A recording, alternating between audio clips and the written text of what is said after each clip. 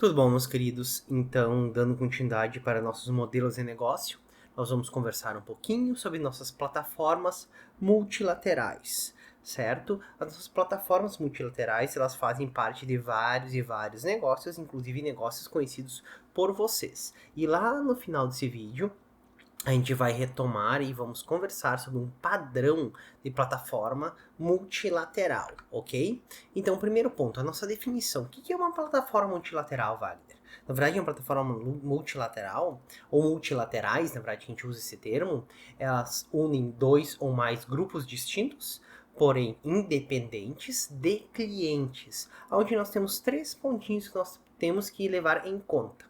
São valores para um grupo de clientes apenas se os outros grupos também estiverem presentes. Então nós temos um valor A e um valor B, ou seja, nós temos um segmento de clientes A e um segmento de clientes B do outro lado, como já vou mostrar para vocês. E a plataforma, ela cria valor facilitando a interação entre diferentes grupos.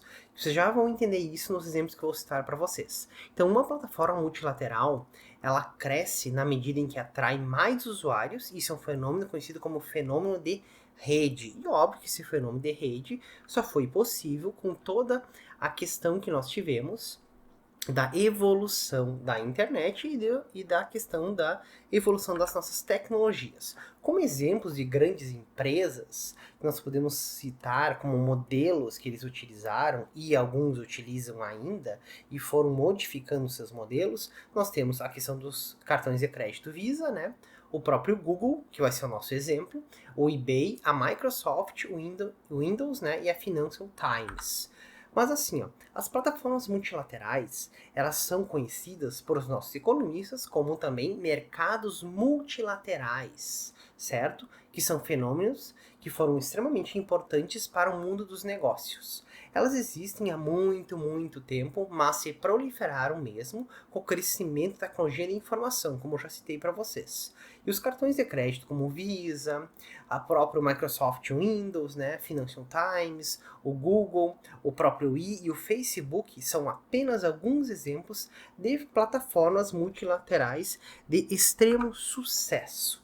Tá, Wagner, mas afinal, o que exatamente são plataformas multilaterais? Durante as plataformas multilaterais, elas unem dois ou mais grupos distintos e independentes, tá, de consumidores. Eles criam valor como intermediários. Eles conectam os grupos. Então, a plataforma multilaterais conecta um segmento A com um segmento B, que é isso aqui, na verdade, facilitando a interação. Então, a gente tem do lado esquerdo aqui, nessa imagem linda que eu fiz com o celular, né? O segmento A, do outro lado direito, o segmento B. Podemos ter outros segmentos? Sim, podemos. Por exemplo, eles criam esses valores, como por exemplo, a gente tem os cartões de crédito. Eles ligam comerciantes aos portadores do cartão, nós, né, consumidores. Sistemas operacionais ligam fabricantes de hardware a desenvolvedores de aplicativos e usuários. Jornais ligam leitores e anunciantes. Consoles de videogame ligam desenvolvedores e jogadores. E a chave de dentro de tudo isso é atrair os nossos clientes, né? E atender os grupos simultaneamente para criar valor. Então, a gente tem o segmento A e o segmento B. Nós temos que criar valor para o segmento A e o segmento B, facilitando essa interação. Então, como que nós vamos facilitar a interação? Então, o principal valor da plataforma para determinado grupo de usuários depende substancialmente do número de usuários nos outros lados da plataforma. Ou seja, eu tenho o segmento A e do outro lado eu tenho o segmento B. Qual o valor que o segmento A, por meio da plataforma, cria ao segmento B? Então é justamente isso. Isso é uma plataforma multilateral. E aí a gente entra com alguns exemplinhos. Por exemplo, um videogame só atrairá compradores se houver jogos suficientes, né, disponíveis. Por outro lado, os desenvolvedores, eles trabalharão em jogos para um console apenas se um número substancial de jogadores já o possuir, certo? Então, por isso, as plataformas multilaterais frequentemente encararam um dilema no estilo o ovo ou a galinha. Então, aquela questão: eu crio um novo console se tem jogos, mas ao mesmo tempo eu só vou criar jogos se existir um console. ok? E aí a gente vem com alguns exemplinhos. O nosso primeiro exemplo é do Metro, ou Metrô, como vocês quiserem. Ele é um jornal gratuito, diário, que surgiu em Estocolmo e hoje é encontrado em muitas cidades. Ele foi lançado lá por volta de 95. E imediatamente atraiu muitos e muitos leitores. Por quê?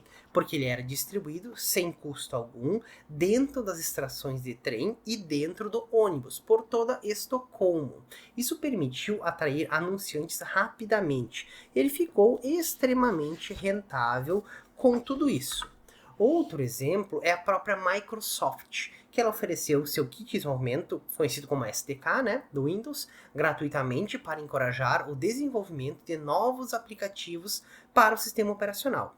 Então, o grande número de aplicativos atraiu mais e mais usuários e a plataforma Windows aumentou sua receita da Microsoft. Como a gente sabe, a plataforma do Windows é a plataforma mais usada no mundo, querendo ou não querendo, a Microsoft detém não sei quanto por cento, mas acho que passa dos 80% do mercado mundial. Se alguém lembrar o valor aí, aproveita e coloca aí embaixo nos comentários, certo?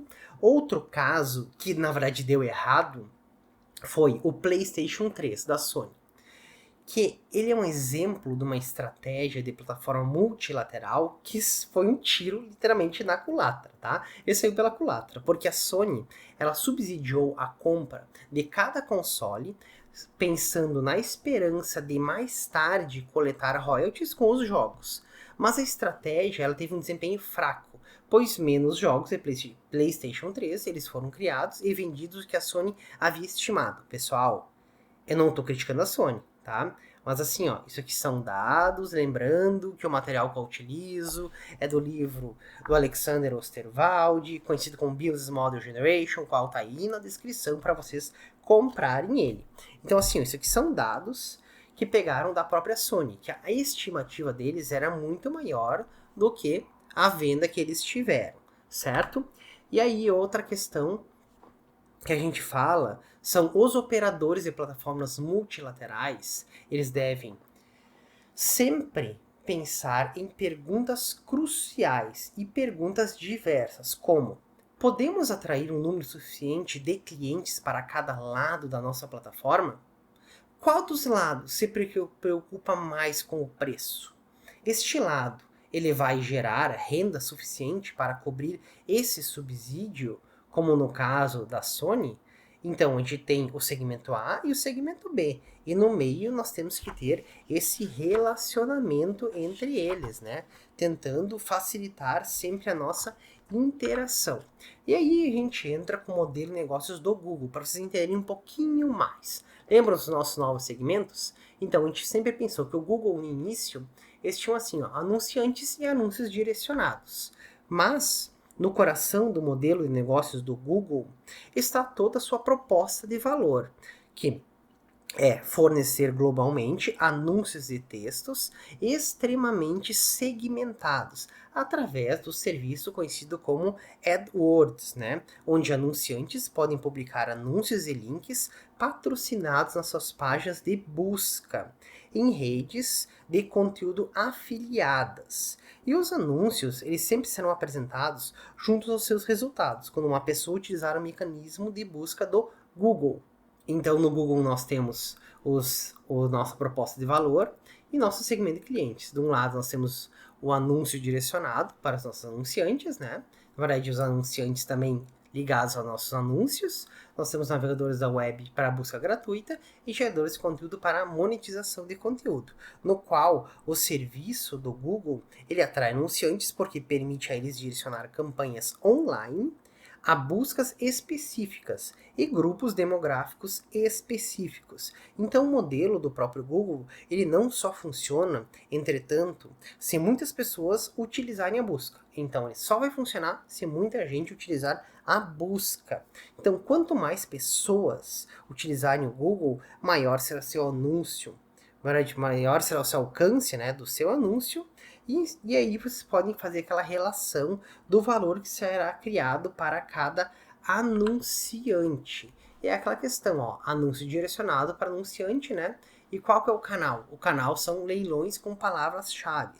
Então a proposta de valor do Google para os anunciantes depende muito do número de clientes que ele vai atrair. Assim, o Google consegue atrair um segundo grupo de clientes, que é a nossa questão dos nossos usuários, com uma poderosa ferramenta e um número crescente de ferramentas secundárias, como a gente sabe, o próprio Gmail, o Google Maps, tá? A gente tem o Google Fotos, tá? Entre outros. Tudo isso para ampliar o seu alcance, e o Google, com isso, ele conseguiu projetar um terceiro serviço, que é a questão do conteúdo, que é lucrativo para criadores de conteúdo. Então o Google, ele projetou esse terceiro serviço, o qual permite os seus anunciados, né, anunciados, que eles sejam mostrados em outros sites fora do Google, como a gente já conhece, né? Esse serviço é conhecido como AdSense, o qual permite a terceiros ganhar uma proporção da receita de anúncios exibindo sua propaganda em seus próprios sites. Como esse vídeo, que espero que vocês deem um curtir aí, coloquem algum comentário. Para quem não conhece o canal, já aproveita e se inscreve e ative as notificações. Isso é uma plataforma multilateral. O YouTube faz uso do AdSense para gerar um percentual da receita do leilão lá das suas palavras. Então, assim, ó, o AdSense, ele automaticamente ele vai analisar o conteúdo de um site participante e apresentar anúncios de texto e imagens relevantes. Então, para vocês, pessoal, vai aparecer aí alguma propagandazinha que é relevante com esse conteúdo. E junto com isso, a gente tem a proposta de valor para esse grupo de clientes ou segmentos, né? Que são proprietários de site, habilitados para ganhar dinheiro com o seu conteúdo. Então, meus queridos, a plataforma multilateral do Google com esse modelo, ele tem receitas bem distintas, que nós temos nossas ligações aqui. Então, ele ganha dinheiro com o segmento de anunciantes, ok? Enquanto subsidia ofertas gratuitas para dois outros, que são navegadores e proprietários de conteúdo. Isso é lógico por quê? Porque quanto mais anúncios ele apresentar no navegador de vocês ou apresentar no vídeo, mais ganha o anunciante e mais ganha a porcentagem de quem está criando o conteúdo iterativo para vocês. Mas obviamente a gente tem várias e várias outras coisas aí por dentro. Então é toda essa ligação que é feita dentro do Google com tudo, né?